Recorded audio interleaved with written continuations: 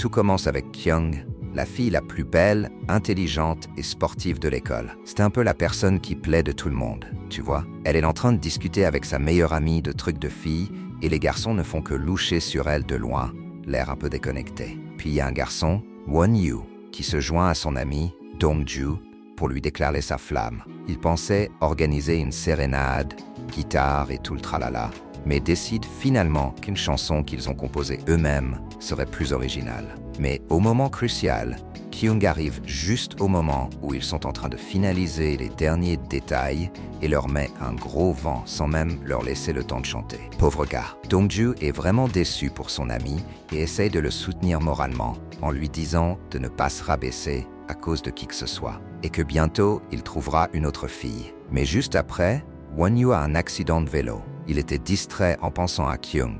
Il a grillé un feu rouge et s'est fait mal. Le lendemain, les filles de l'école, qui sont toutes des commères, commencent à discuter de l'accident et à rejeter la faute sur qui. Elle est super triste, essaye d'envoyer un message à Won-Yu pour savoir comment il va, mais il ne voit même pas son message.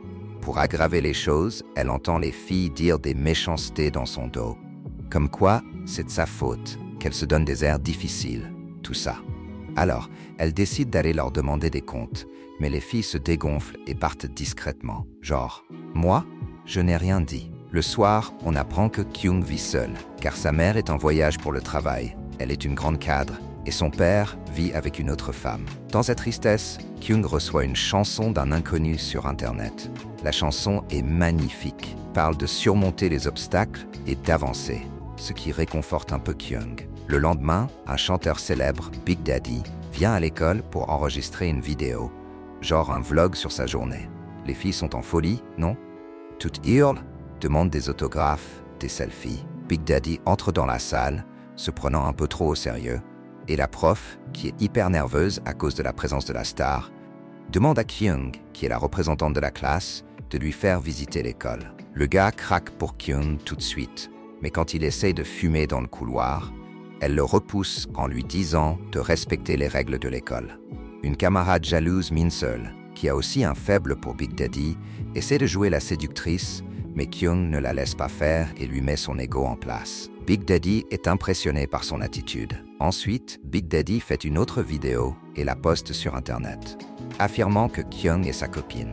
Bien sûr, elle dément tout et lui raccroche au nez, genre « Tu te prends pour qui ?» Min-seul, verte de jalousie, essaie de se rapprocher de Big Daddy, mais il ne lui prête aucune attention.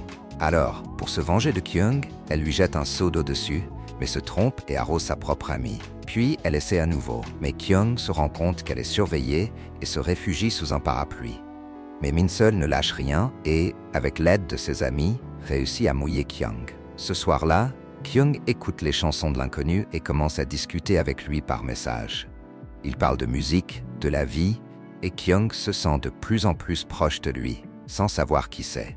Le matin, elle envoie une photo de son petit déjeuner et parle de ses plats préférés.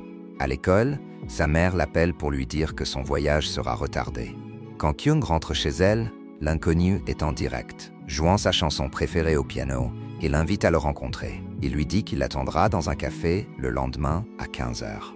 Le lendemain, Kyung se prépare, choisit ses plus beaux habits, se maquille soigneusement et part tout excitée pour le café. Mais le gars la pose là et ne vient pas. Elle attend, mais rien.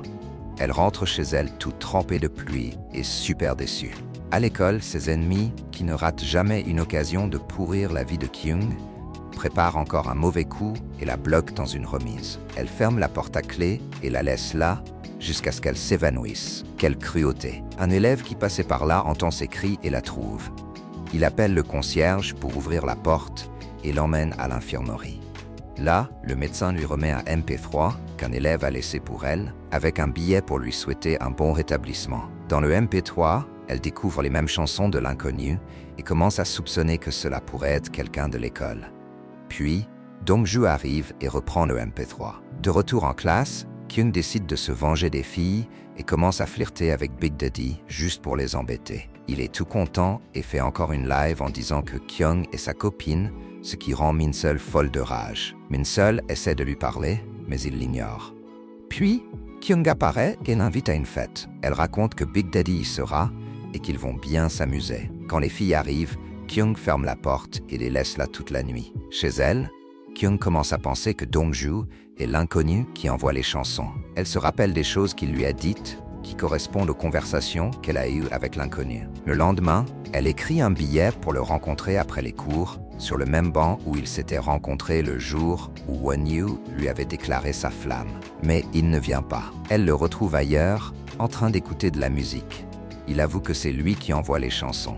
Mais Min-seul, qui écoutait caché, court raconter à Big Daddy que Kyung le trompe. Big Daddy l'observe pour voir si c'est vrai. En voyant l'intérêt de Kyung pour Dongju, il va demander des explications, mais elle lui dit qu'elle n'est pas sa petite amie et qu'elle se moquait juste de lui. Big Daddy, blessé, s'associe à Min-seul pour se venger de Kyung.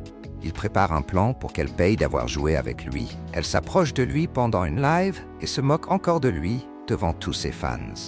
Il la saisit par le bras et lui demande clairement pourquoi elle ne veut pas sortir avec lui. À ce moment, Dongju arrive et défend Kyung, en disant que c'est sa petite amie. Ils vont dans le jardin, elle le remercie et il s'excuse de ne pas être venu au rendez-vous, expliquant qu'il avait honte et pensait qu'elle allait rire de lui. Elle dit qu'elle n'est pas fâchée et commence à tomber amoureuse de lui. Un matin, ils se retrouvent pour discuter et mieux se connaître, pendant que Big Daddy les observe, jaloux. Il défie Dongju à un match de basket, disant que si Dongju perd, il doit s'éloigner de Kyung. Mais Dongju gagne, et Big Daddy, au fond, un bon gars, reconnaît sa défaite. Dongju invite Kyung à sortir et ils s'amusent beaucoup. Ils vont au cinéma, mangent de la pizza, font du vélo. Le soir, il l'accompagne chez elle. Elle oublie de lui rendre son MP3, et quand elle revient pour lui donner, elle découvre qu'il se moquait d'elle, juste pour se venger de l'accident de son ami. Le lendemain, Kyung rencontre Won-Woo dans la rue et lui demande comment il va. Il lui avoue qu'il a été hospitalisé tout ce temps et que Dongju avait tout organisé pour se rapprocher d'elle et se venger. Il lui explique que Dongju était très en colère contre elle à cause de l'accident, pensant qu'elle avait humilié Won-Woo. Won-Woo s'excuse au nom des deux, mais Kyung va confronter Dongju et le quitte. Le lendemain, il tente de lui parler, mais elle l'a bloqué. Il pense à elle tout le temps, se sent coupable de l'avoir blessée. Après quelques jours, la mère de Kyung rentre à la maison et l'invite à partir en voyage avec elle. Elle accepte car elle a besoin de temps pour oublier tout ce qui s'est passé. Pendant ce temps, Dongju avoue à Won-Woo qu'il est amoureux de Kyung depuis le premier jour et qu'il ne l'avait pas trompé. Won-Woo lui dit qu'il le savait déjà et qu'il s'était déclaré le premier pour éviter qu'il n'ait une chance. Le lendemain, Dongju découvre que Kyung s'en va et court la chercher. Il trouve sa mère dans l'appartement, qui sait tout, et lui demande de ne pas faire de mal à sa fille. La mère demande à Kyung si elle veut encore partir. Même si Dongju se déclare devant les haut-parleurs de l'école, elle décide de partir. Les camarades sont tristes, mais Dongju remarque que Kyung l'a débloqué et lui a envoyé un message pour lui dire qu'elle veut sortir avec lui, même à distance. Il est super heureux. Et ainsi se termine cette histoire. Et vous, qu'en pensez-vous des relations à distance? Vous en avez déjà eu une? Racontez-nous dans les commentaires. N'oubliez pas de partager, de liker et de vous abonner à la chaîne. À la prochaine.